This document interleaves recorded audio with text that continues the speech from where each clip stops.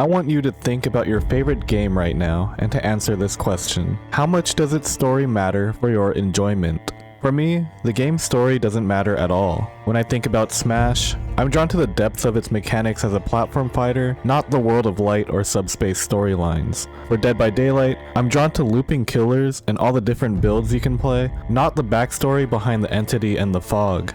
And when it comes to Lethal Company, I'm less concerned with Sigurd and the truth behind Gordian than I am with finding ways to make scrap collection interesting. That doesn't mean I'm not intrigued by the game's stories, it just means I don't typically deep dive the lore of games that I'm primarily drawn to for their gameplay. But I do appreciate when there is a rich world serving as its backbone. The best examples of games that do this are the Souls games, where you could enjoy playing through the game's fantasy settings without ever picking up a lick of lore. But if you did end up becoming interested, you could spend double that time discerning what you can from their carefully curated worlds and characters. Luckily, for people like me who are more the former than the latter, there are creators like v1500 who explore these story-rich treasure troves and present them in ways that allow casuals like myself to find a deeper appreciation for the games we engage with. Now, I want you to think about a game that you believe is severely underrated. Does that game have a story and a world that's gone unappreciated? And is there someone like v1500 in that game's community who's actively trying to change that?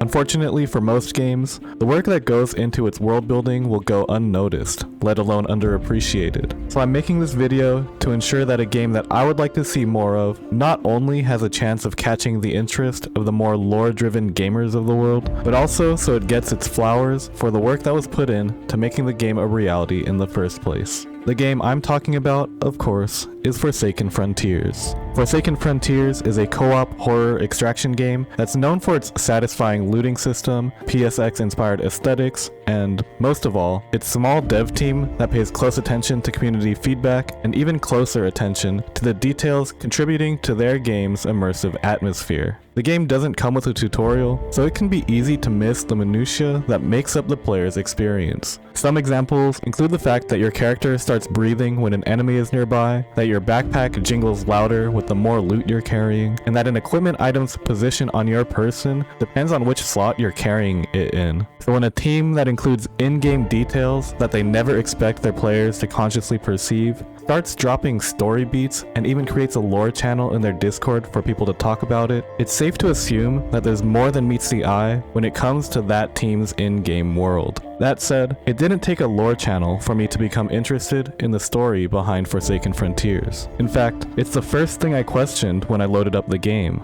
The game takes place in a post-apocalyptic United States where the players must scavenge for supplies from abandoned facilities across America to pay off their ever-increasing debt. Which begs the following questions. To whom are we indebted to in this apocalyptic scenario, and why is it so important that we pay it off? The answers to these questions are still unclear, as the game itself is still in early access and the full story isn't out yet. But there are a lot of existing story elements that have gone unobserved or at least unconnected so far, and with the v1500 update right around the corner, I wanted to make this video to catch everyone up to speed so that we can all deep dive the new pieces together. But before we jump into my own presentation of the game's story, I want to shout out Tato and SQ for their takes on the lore so far. They've been the most diligent about uncovering the story behind Forsaken Frontiers, and Tato recently released his own video sharing their findings, so if you would like an additional perspective, go check out his video before you watch this one. But that's all I have for the intro. Thank you for tuning in today, and I hope you enjoy my take on the lore behind Forsaken Frontiers. When we load into Forsaken Frontiers, we're prompted to name a character who's anywhere between 18 to 70 years old, and then we're put on a train where we're tasked with scavenging for supplies to pay off our debt. We play out our role as the diligent members of the ECD workforce, 4 years into the everlasting winter, thinking nothing of it other than how fair or unfair, or fun or unfun, the experience is. But then, the game's first cutscene, introduced as an Easter egg in v1500, called the entire gameplay loop into question. This sequence reveals that you, the player, are actually in the main menu room, and it's here where a man behind the glass, who we later come to know as the Examiner, starts to fill you in on what's actually happening. The first big reveal from this cutscene is that we are playing out our character's recollection of 1992. In other words, we're not actually in the train when we're playing the game, we're actually in this main menu room faced with these men behind the glass. We learn that our real task isn't to pay off our debt as represented in the train, but to scour our memories of 1992 to save what's left of humanity and quote-unquote reclaim what was lost. The examiner is convinced that the solution is locked away in our head, and he's doing what he can to help us remember it. To aid in our recall, the examiner is showing us footage intended to help us remember what we're looking for. The second big reveal is that an entity referred to as the entity is responsible for both our recollection and actual experience of 1992. There's a lot to unpack from this revelation, so let's go over each part in order. First, the entity. This isn't just one of the many entities you'll encounter in the game. This is the entity, and with the way the examiner frames the entity here, we can presume that the entity is either the big bad of the Forsaken Frontiers universe, or, at the very least, the cause of the main problems we're facing here in Forsaken Frontiers. That said, I have reason to believe that the entity isn't the only danger to the world in this setting, but we'll get to that in a little bit. The second part of that is that the entity is manipulating or has manipulated our recollection of 1992. In this narration, the examiner tries to remind us of what actually happened that year and hints at a reality far more sinister than debt-fueled train rides. He directly calls into question realities that players would easily overlook as simple gameplay mechanics. He calls out inconsistencies, such as the elevators that all lead back to the train, and the radios that have perfect reception no matter how deep in the tunnels you go. And you can make additional observations from playing the game yourself. Because how is it that you can go to the same metro and tunnels in Chicago, the same hotel in Savannah, Georgia, the same hospital in Phoenix, Arizona, the same bunker in Cheyenne, Colorado, and the same Pentagon in Washington, D.C., and experience a different layout every time? Why is it that your backpack has infinite space for your loot, but you can only carry 4 of the store-bought equipment items at a time? And why is it that the water cooler next to the heater? The point is, there are inconsistencies presented in your recollection of 1992 that should clue you into the entity's influence on your memories. The question then is this: how much of what we experience as the player is actually real? The reason why we can't draw a definitive answer to that question yet is because of what the entity is actually responsible for: the time loop that trapped everyone within the metro system in Chicago. In 1992, the entity trapped everyone within Chicago's metro system in a time loop that you, the player, seem to have escaped. The time loop is a certainty that's mentioned twice in the narration, but the metro as its target, with 1992 as the year it started, is a deduction we can make from available information. In the cutscene, the examiner states that the ECD knew that the entity was on its way to Chicago, and that they decided to sacrifice rather than save the workforce there. Then, upon mentioning the reality of 1992, he brings up the chaos when the metro was lost, and the moment you realized you were all trapped. This is why our games always start at the metro, and why our data deck continued to read as 1992 even at the turn of our new year.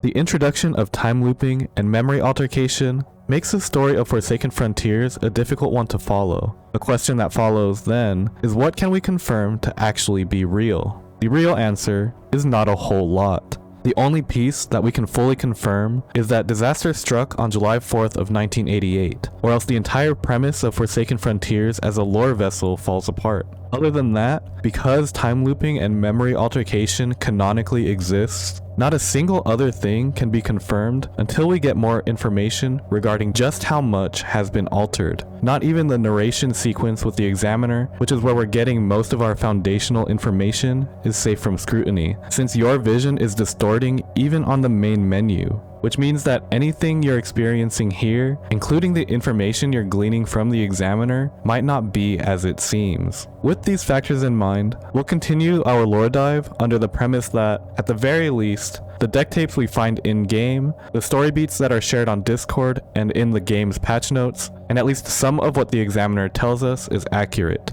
Because if these weren't meant to be accurate accounts of the game's lore, then the only purpose for their existence would be to lead the community astray.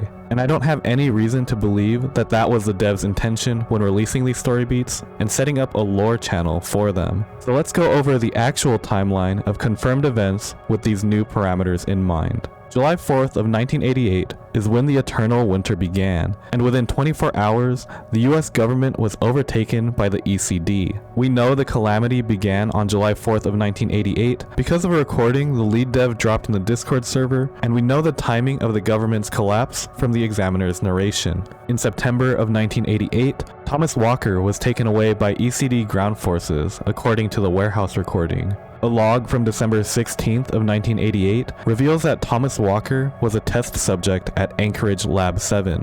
On October 15th of 1990, members of the Louisiana workforce were assigned to investigate a plantation manor that was of special interest to the ECD. On February 14th of 1991, Subject V documents Thomas Walker's body in the maintenance tunnels. In 1992, the entity took the metro in Chicago and began the time loop that we were trapped in. The James Cooper teaser from December 7th of 1997 implies that the Cheyenne bunker was overran by Forsaken either on or before this date, which is further supported by the examiner's mention of Cheyenne falling a few years after 1992, and also our own data deck flickering between 1992 and 1997 in-game. On June 8th, in the year 2000-something, we are in a warehouse listening to a recording of our time with the examiner at the Pentagon, which also places our main menu setting at the Pentagon. And the final known instance for our timeline is on July 4th of 2147,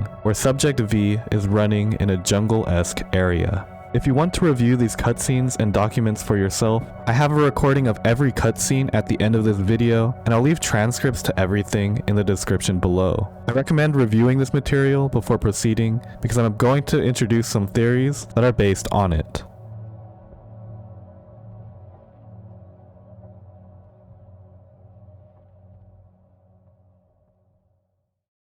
Based on the examiner's main menu narration sequence, it would follow that an entity that can manipulate time and memories would be the worst encounter imaginable in this universe. The danger this entity presented was so horrible that the examiner refers to it as the entity, which is a special title considering that there are many known entities in the game. But I have a problem with this label for a few reasons. The first is that the entity seems to only influence one region at a time. It's said that the ECD knew that the entity was on its way to Chicago, and that the ECD had an entire year to prepare for its arrival. So if the entity has this kind of geographical restriction in place, then what was responsible for initiating the nationwide snowfall and the simultaneous nationwide appearance of entities back in July 4th of 1988? If the entity was capable of such feats, then why wouldn't it be able to instantly manifest itself in Chicago like it did with the snow, and instead take a whole year to get there?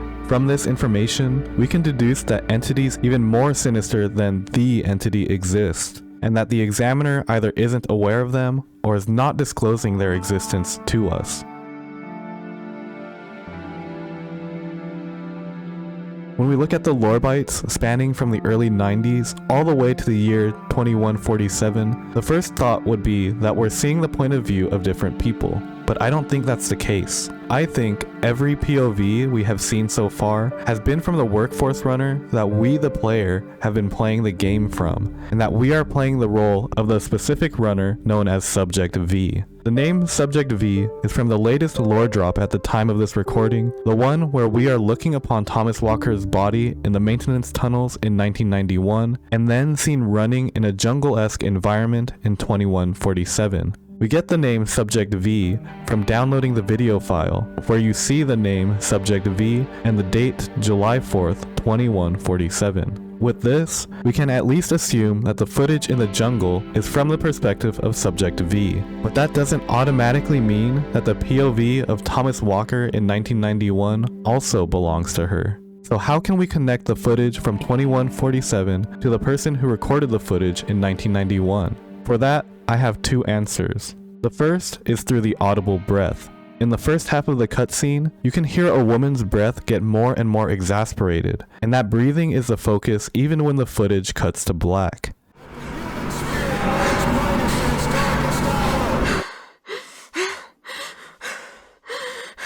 Then, in the same cutscene just after that, you can hear a woman with a similar breathing timbre running through the jungle in 2147.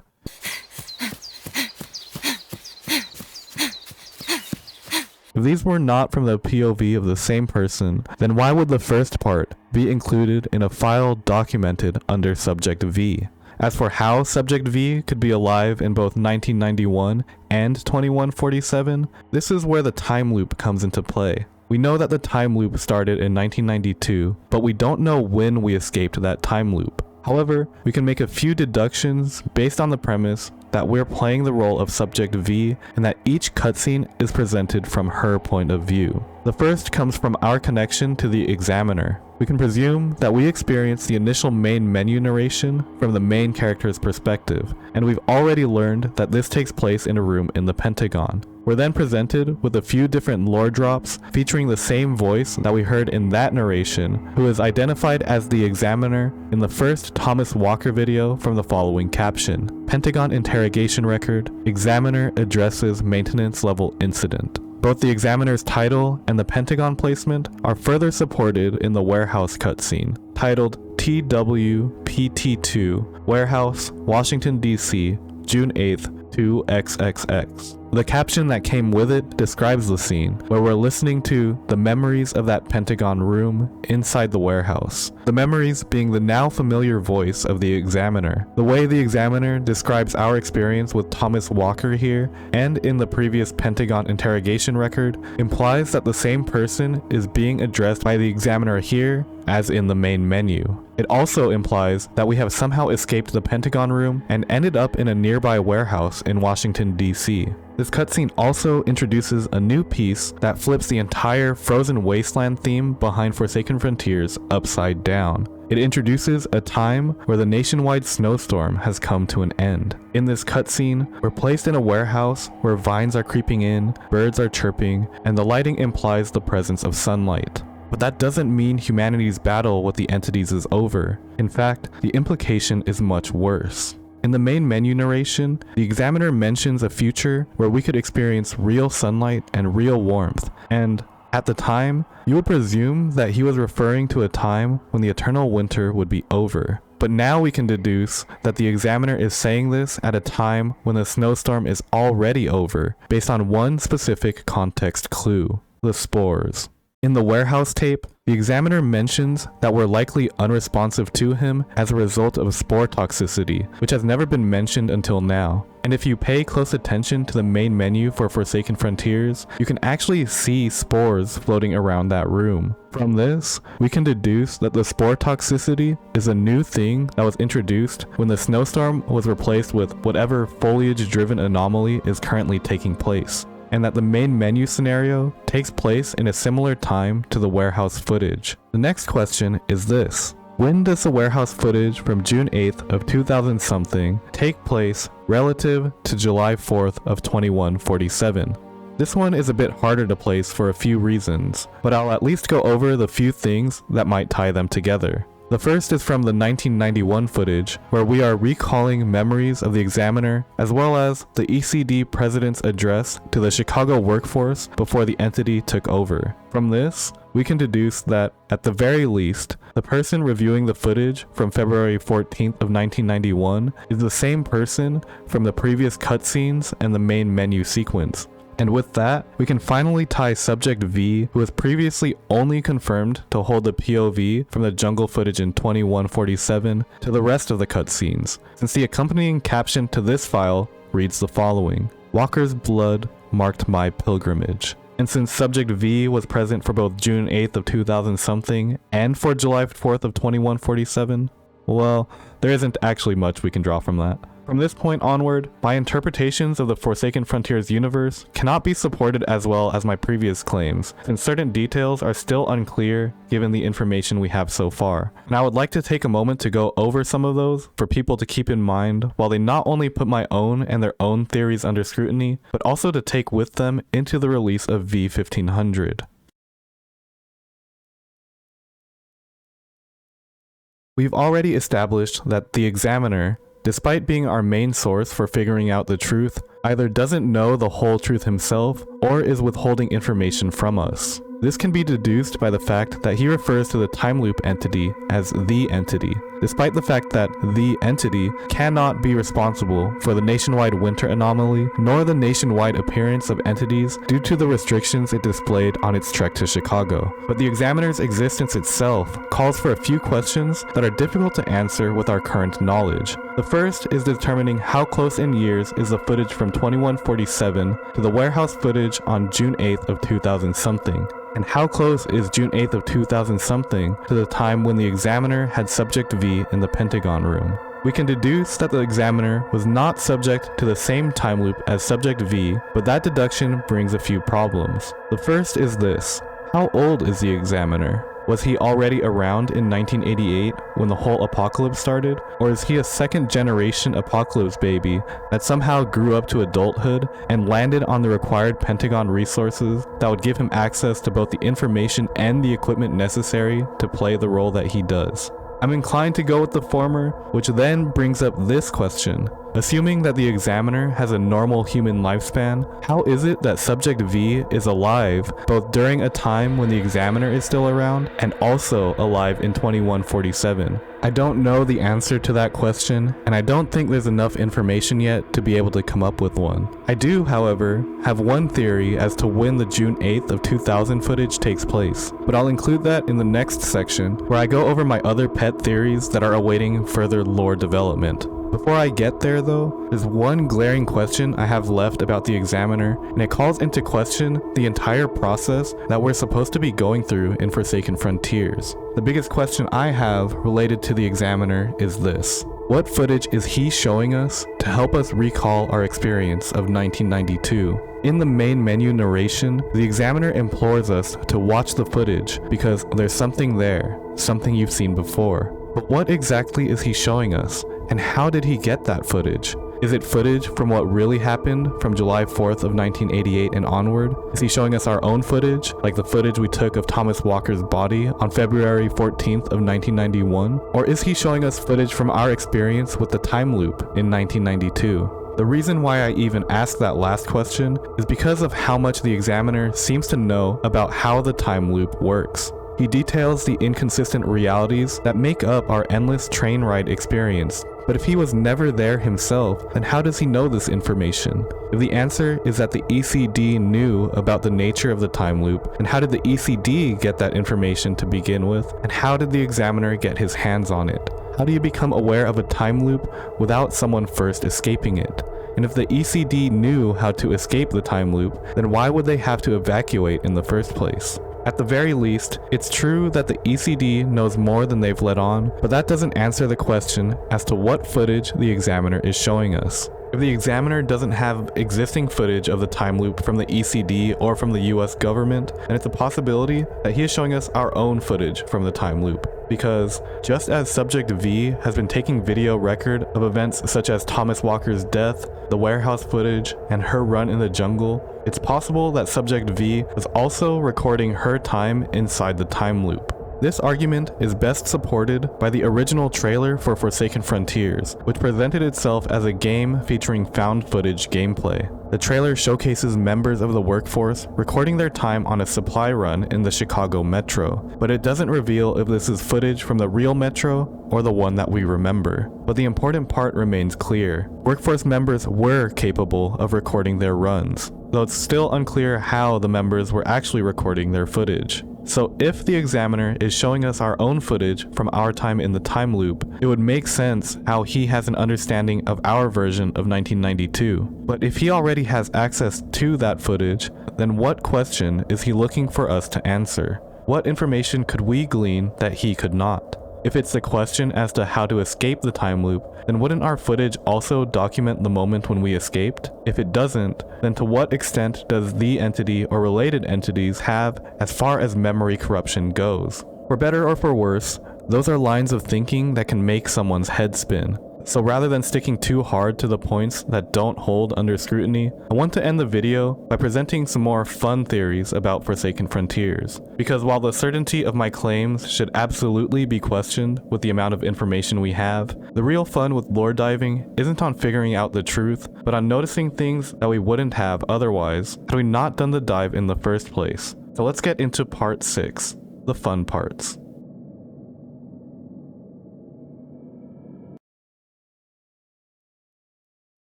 The ECD, or the Entity Containment Division, is the governing body that made itself responsible for running the United States once the events of July 4th of 1988 came into play. The examiner tells us that the US government was gone and restructured within 24 hours to put the ECD at the helm, but this doesn't mean that the ECD itself was formed at that time. Instead, I want to propose that the ECD already existed prior to July 4th of 1988 and was likely already a part of the US government. This would also imply that entities also existed prior to July 4th of 1988.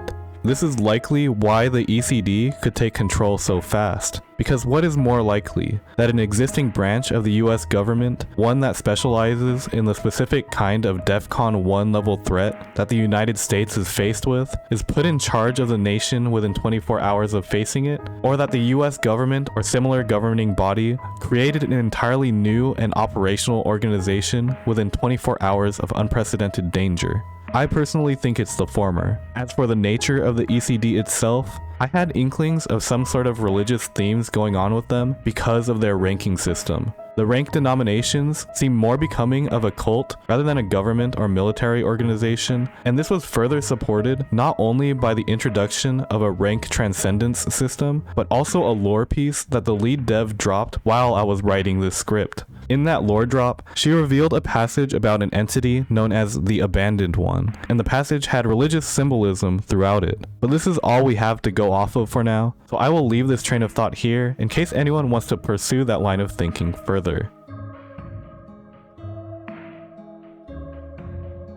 While I was gathering all the lore-related documents for this deep dive, I noticed in the protocols regarding workforce recycling, processing, and nullification that the Michigan workforce failed supply acquisition targets, and that mass nullification for the Michigan workforce was authorized. And part of the nullification process involves a record purge. Then, when I looked at the workforce map from Anchorage Lab 7 on December 16th of 1988, I noticed that there was no record of a Michigan workforce on there. So I understood this as the Michigan workforce being nullified on or prior to December 16th of 1988, which is within only months of the 4th of July events of the same year. Which brings me to my next observation, Anchorage Lab 7. Anchorage Lab 7 was first introduced via a log introducing Thomas Walker as a psychotropic research subject on March 3rd of 1989. First off, this log and the prior protocols reveal that the ECD was experimenting on humans during this time and know more about the nature of the entities than we do. There are passages such as entity manifestation documentation, host/entity interaction analysis, extraction of viable biological material, and cataloging of entity-altered specimens. Further, the security alert in regard to Thomas Walker's case states that the subject was developing concerning prescient behaviors. So what information did the ECD glean from Thomas Walker's prescience? And why was it concerning to the point of a security alert? How much did the ECD know about future events back when they were experimenting on Thomas Walker in 1999? On top of that, we learned that Thomas Walker escaped from Anchorage Lab 7, which is why we were assigned to dispose of him in the maintenance tunnels. So assuming that Anchorage Lab 7 isn't in Anchorage, Kentucky, how did Thomas Walker escape all the way from Anchorage, Alaska in a way that we would be able to dispose of him in the maintenance tunnels of Chicago, Illinois? How are workforce members being transported to the Anchorage research facility to begin with? We can rule out the possibility of a train line leading to Anchorage, since that would not only be impractical for purposes prior to the apocalypse, but it would also be impossible to build that kind of line in response to the calamity. It's even less likely that people were being transported via boat or plane, especially after July 4th of 1988. My theory is that there is likely some sort of entity involvement that makes the transport of people across long distances possible. And if such an entity exists, then this could support the notion that entities existed prior to July 4th of 1988. Because just like how it's unlikely for the world to have built a train line from the contiguous United States to Anchorage during the apocalypse, it's even less likely for the ECD to have built out a laboratory of this caliber designed for entity research in response to the calamity. And if this research facility existed prior to July 4th of 1988, then it's likely that transport via entity also existed. As for what this entity could possibly be, the only thing that comes to mind are the elevators that are present in the game, because the in-game elevators already exhibit the strange behavior of always and safely taking the player back to the train. So in a universe where entities are capable of manipulating time, memory, and even the weather on a nationwide scale, the possibility of an entity existing that can teleport people is a lot less crazy of a claim. And if the elevators are entities capable of this kind of transportation, then it's important to note how this transportation is implemented. If this is the main means of transport to and from Anchorage, and the humans are willing to use this regularly, then we can assume that the elevator entities, for whatever reason, or at least for now, do not pose a danger to humans. This would track with the fact that the elevators in-game lead us to the safety of the train station. On top of that, this allows for an explanation as to how Thomas Walker was able to escape from Anchorage to Chicago in a time frame where he was still in captivity in March of 1989, and where we were able to kill him by February 14th of 1991 in the maintenance tunnels.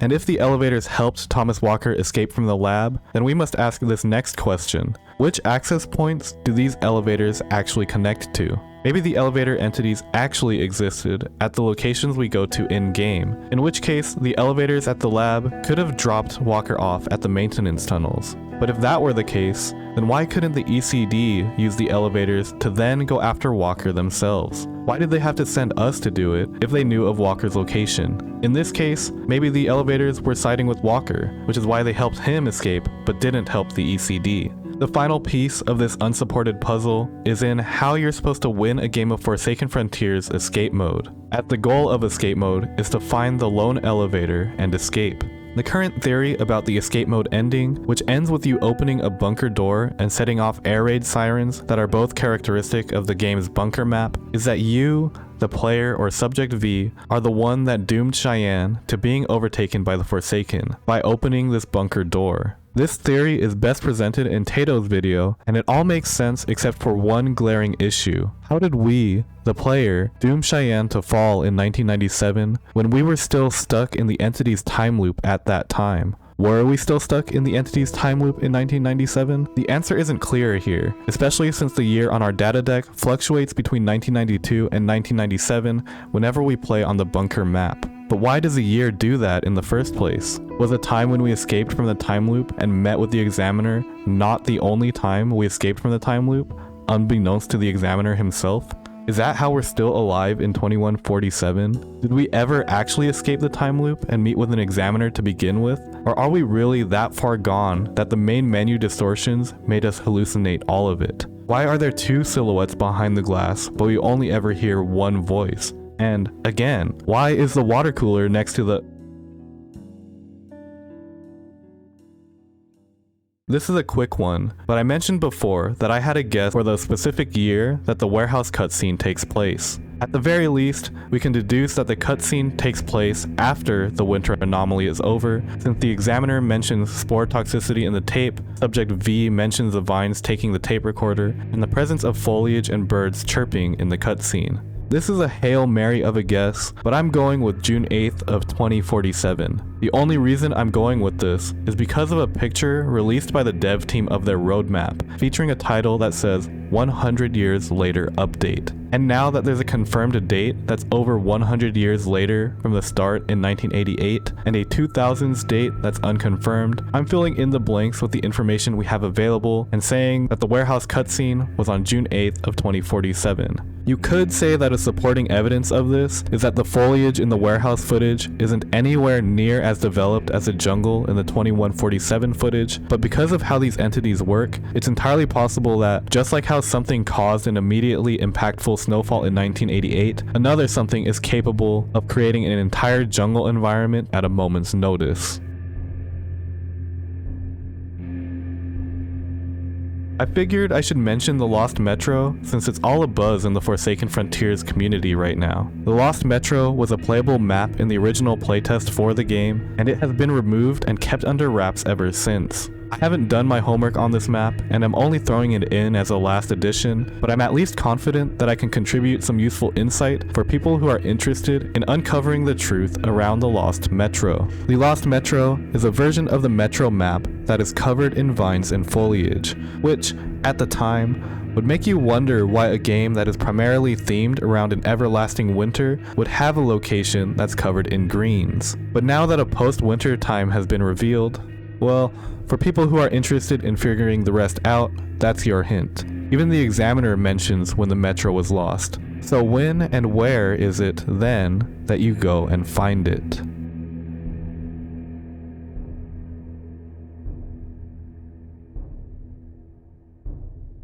Despite Forsaken Frontiers' primary nature as a loot-driven horror extraction game, it presents a handful of story beats that beg to be investigated. That said, just like the game itself, the lore is also still in its early access phase, and what I've done here is dive the lore as deep as I could based on what is currently available. Now, I am aware of this video's timing, and know that any and all of this can be refuted when v1500 drops tomorrow, but it's because v1500 is a lore-heavy update that I endeavored to make this video. There's already so many pieces to the story, and because of the story's cryptic nature and piecemeal presentation to the community, it's possible that the lore drops in v1500 might not land that well with people who are unacquainted with what has already been presented. And to be honest, I think that's fine. It's no surprise that the community's main focus is on the gameplay itself, and that the game draws people who prioritize gameplay over story. That's what drew me personally to it in the first place, and I'm not expecting too many people to care about the lore that comes with v1500, especially when there's still no official story mode in the game. But I did want to put something together for the people who are interested. So if you're one of those people who is now interested in the Forsaken Frontiers lore as a result of watching this, I'd appreciate it if you'd let me know in the comments below. This is the first time I've done a video like this, so it'd be cool to see what you guys think of it. But more than that, I know that the Made in Fairyland team is super active and aware when it comes to content like this, and that they will 100% read over any comments left on this video. So I think it would be cool if more people talked about the story that they've worked so hard on, so that they can have a place to find appreciation for their work. That said, if you would like to do some of your own lore diving, I'll be leaving transcripts to all the relevant cutscenes and documents, and a link to the Forsaken Frontiers Discord in the description below. I'll also be playing out all of the cutscenes at the end of this video, so that you can have a place to revisit them and scrub through them if need be. You can also reference Tato and SQ's videos, which will also be in the video description. But that's all I have for this video. Thank you very much for watching this video all the way through, and I'll see you all again when I do my updated deep dive with the release of v1500.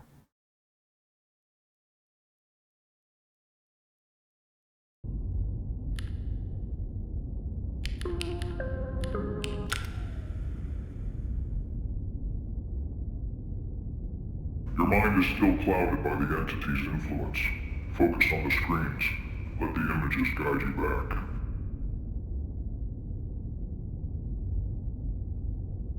You remember the train, don't you? The endless winter outside. Your fellow workforce. Their faces. Can you remember their faces?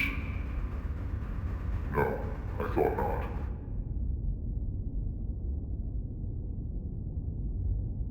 Something's stirring in Chicago, breaking through. We don't have much longer. Watch the footage. There's something there. Something you've seen before. The distortions. They mean you're close. Closer than you realize.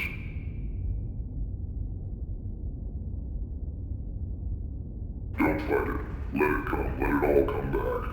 Focus on the cold, the endless tunnels. The announcements that never stopped.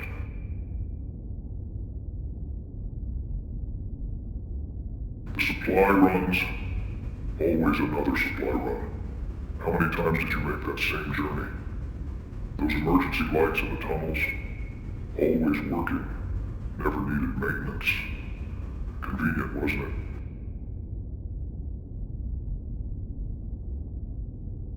That song on the radio. You must remember it. Always playing. Always there. Listen carefully, the same notes. Just like on the train. How many times did you hear it? Over and over. Did you ever notice it never quite ended? The signal never weakened, did it? Perfect reception, no matter how deep in the tunnels you went. Focus on the radio. The way it filled the silence. The way it made you feel safe.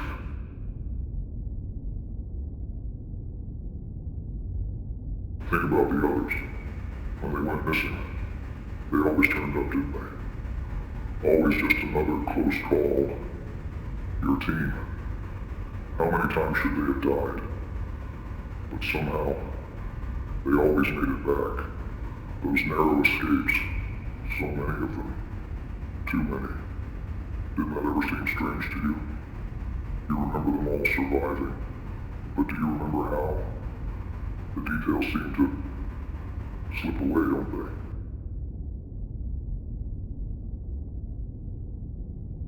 Those elevators. Every single one led back to the train.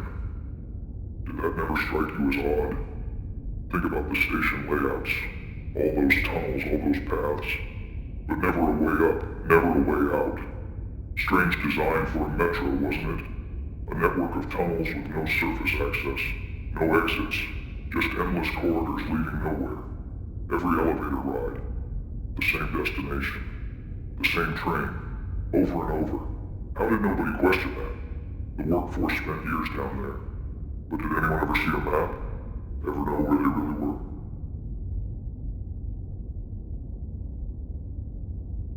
Your memories of 1992, they're too clean, too orderly. Where's the panic? Where's the screaming? You remember the evacuation as calm, organized. But what about the truth? The chaos when the metro was lost?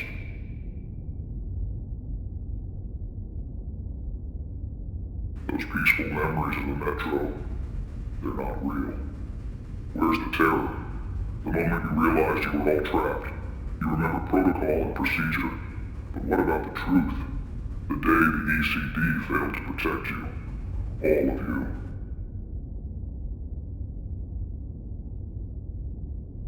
The workforce wasn't assigned. They were abandoned. Left behind when the ECD pulled back to Cheyenne. How did that detail slip away? Your mind wants to remember order, structure. But what about the collapse? The day the metro was sealed off from the world? The announcements promised safety, protection, but the ECD was already gone, already fortifying Cheyenne, leaving you all behind.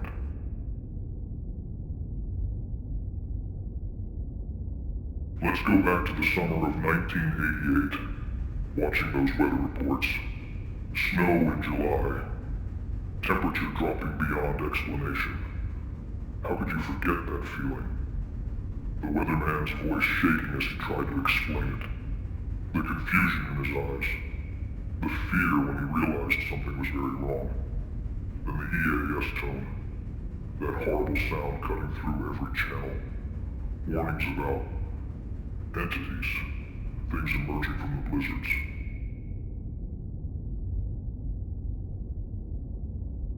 The air raid sirens. That's what you've chosen to forget. That sound, that rising and falling wail. Chicago hadn't heard those since the Cold War tests. When those air raid sirens started, everyone froze. That Cold War nightmare coming back to life. But this wasn't a test. This wasn't a drill. The sound filled every street, every alley. People weren't ready for that sound again. The screaming, the gunfire, the bodies, all under that endless wail.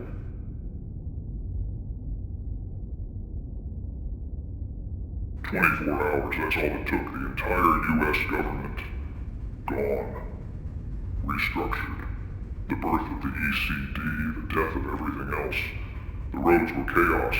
Abandoned cars, people fleeing on foot, things moving in the snow, taking them. Those final moments above ground, watching summer die. Frost crawling across the glass. That rising and falling cry of the air raid sirens, bouncing between buildings.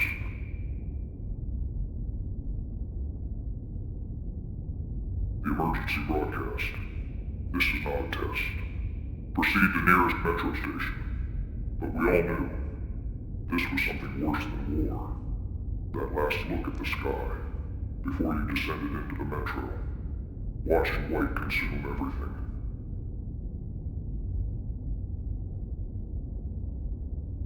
"1992. No, not the 1992 you think you remember, the real one. When President Caldwell's face appeared on every screen in the metro, his farewell speech from the safety of Cheyenne, while you, all of you, were left behind, sacrificed. Watch his face as he speaks, the rehearsed sympathy, practiced regret, safe in his mountain while Chicago was about to fall, to the brave workforce. That's what he called you, pretty words from a bunker, while something worse than death was coming for you all.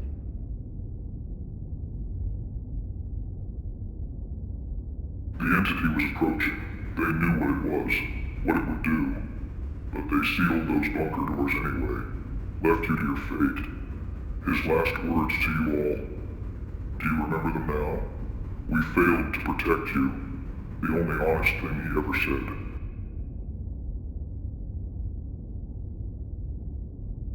The time loop wasn't an accident. It wasn't a rescue plan. It was a sacrifice.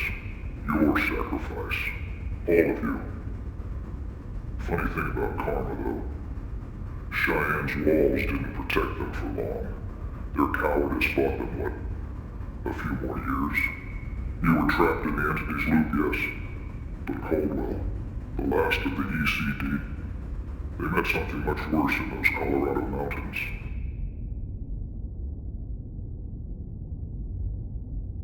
We need you to go back. Back to what you think was 1992. It won't be pleasant, but we're out of options.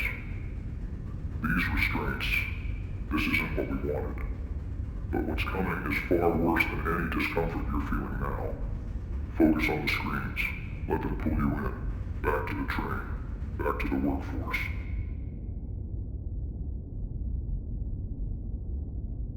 I know it hurts, remembering what it made you forget.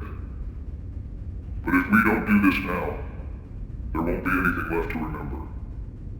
Somewhere in that fractured mind of yours, in those manipulated memories, there's something we need. Something that could end this.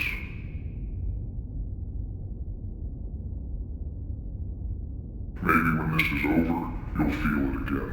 Real sunlight, real warmth. The world as it was meant to be. But that future, that chance, it all depends on what's locked away in your head. What they tried to bury.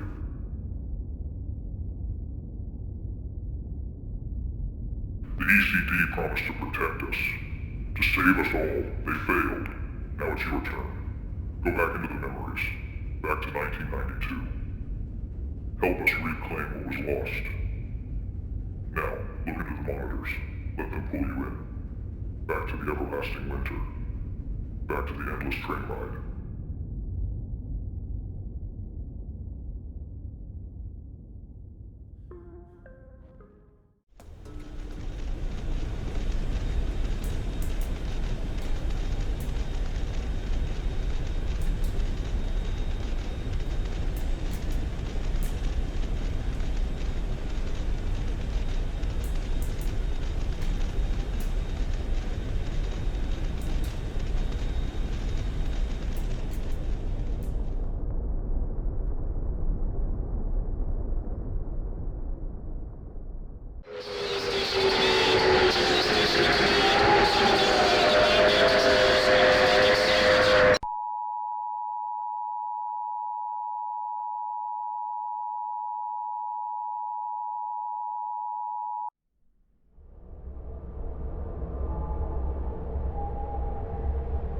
You know what?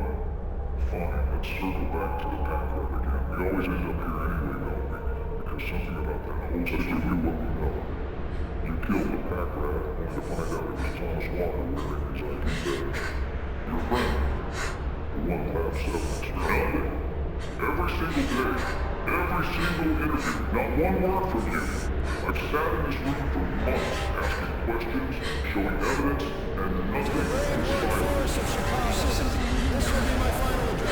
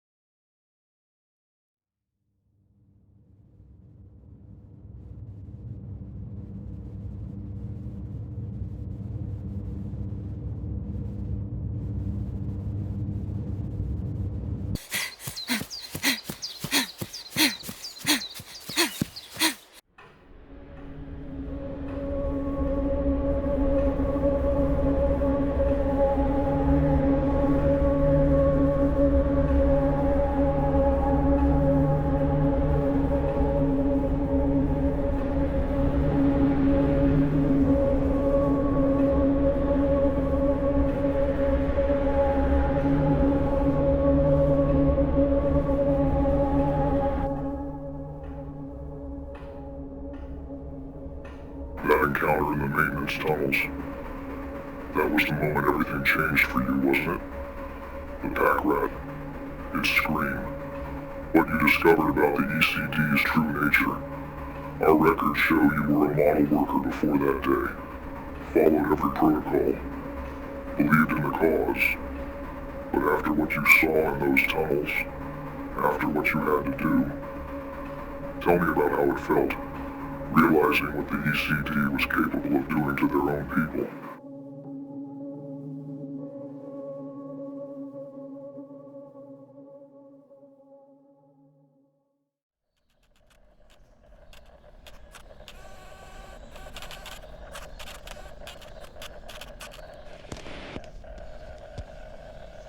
Your first kill order, wasn't it?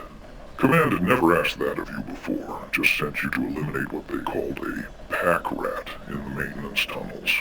Should have been simple, right? Just following orders. But that changed when you found his ID, didn't it? Workforce ID 847. Thomas Walker. I imagine that number stopped you cold. The same Walker that ground forces had dragged away back in September '88. Barely 2 months after you joined the workforce. Never an explanation, never a word about what happened to him. After that day, our records show something changed. You kept wearing the uniform, kept filing your reports, but your scavenging routes started shifting, always finding reasons to go back to those tunnels. What were you hoping to find in Walker's collection? What made you so sure there were answers down there? Something never sat right with me about that order. The workforce doesn't handle entity elimination. That's what ground forces are for. That's their whole purpose, yet command sent you specifically. Of all people, they sent someone who knew Walker. Makes me wonder what they expected to happen. Did they think he'd be too far gone for you to recognize? That you wouldn't find his ID, or maybe they wanted you to know it was him. Could have sent anyone with a sledgehammer to eliminate a pack rat. But they chose you. His friend. Were you supposed to find out what they did to him? Or were you never meant to walk out of those tunnels at all? These reports Walker collected, about California, about what the ECD knew was coming to Chicago, tell me about finding those. Must have felt like the ground dropping out from under you. Realizing they had a whole year to warn the workforce. A whole year while they quietly pulled their people out to Cheyenne, leaving the rest of you there, like cattle for slaughter. Walker escaped from Lab 7 with this proof. Started arranging it in those tunnels, even after what they'd done to him. Even in that state, he was still trying to expose their betrayal. And they made you kill him for it. Made you take a sledgehammer to your friend who was just trying to warn everyone. That rage you must have felt, standing there in that tunnel. Walker's body at your feet, his blood on your hands. Finally understanding why they chose you to do it. All those documents spread around you, showing how the ECD had already abandoned Chicago. How they'd been planning to sacrifice all of you to the entity. What did that feel like? Realizing you'd just killed perhaps the only person trying to save the workforce. Let's talk about what you did next. About the director. The reports, well, they're quite detailed about the state they found her in. 37 blows with a sledgehammer, long after she'd stopped breathing. Her office walls painted with evidence of your rage. You've never shown any signs of violence before Walker. Perfect record. Model worker. Then we find the director, the same woman who ordered you to kill Walker, beaten beyond recognition. The same sledgehammer you'd been forced to use on your friend. Thing is, her death didn't stop the entity from taking Chicago. Didn't save the workforce. But I suspect that wasn't really the point, was it? This was about Walker. About making the person who ordered his death feel the same fear, the same helplessness he must have felt in Lab 7. Would you say that's accurate? After the director's death, they processed you. Standard protocol. But then something strange happened. You were sent right back to the workforce. No execution, no permanent detention. Just return to your scavenging duties like nothing had happened. Tell me about that. The interesting part is that you stayed. Even after being processed, even knowing what was coming to Chicago. But then again, where could you go? The surface was a death sentence. The endless winter had seen to that. Other metros were dark, silent, and trying to reach Cheyenne. Well, after what they did to you in processing, after what happened to Walker, you knew exactly how that would end. So you stayed, did your runs, watched as ECD personnel quietly disappeared one by one. Must have been a special kind of torture, being trapped down there, waiting for something you knew was coming, watching your fellow workers still believing in the cause. Nothing? Not a word about Walker, about the director, about any of it? Just gonna sit there and stare? Fine. Maybe the spore toxicity is still too high in your system. Or maybe you're still seeing distortions where my face should be. Either way, this session's over. We'll try this again once the treatment's had more time to work.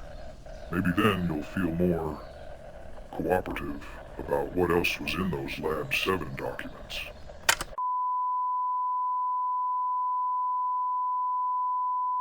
This is not a test. This is an emergency broadcast from the United States Department of Defense.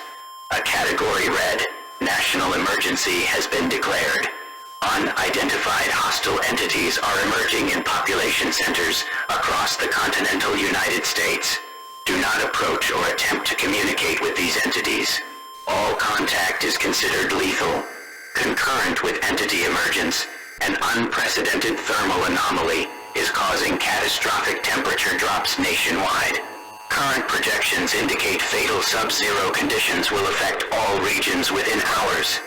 Immediate evacuation orders are in effect. Proceed to designated safe zones. Take only essential supplies. Layer all available clothing. Arm yourselves if possible. Avoid entity contact at all costs. New Orleans residents, report to Union Passenger Terminal for immediate evacuation to the Chicago Underground Network. Military forces are deploying to all major routes. Follow their instructions without question. This is a mandatory evacuation. Stand by for further instructions.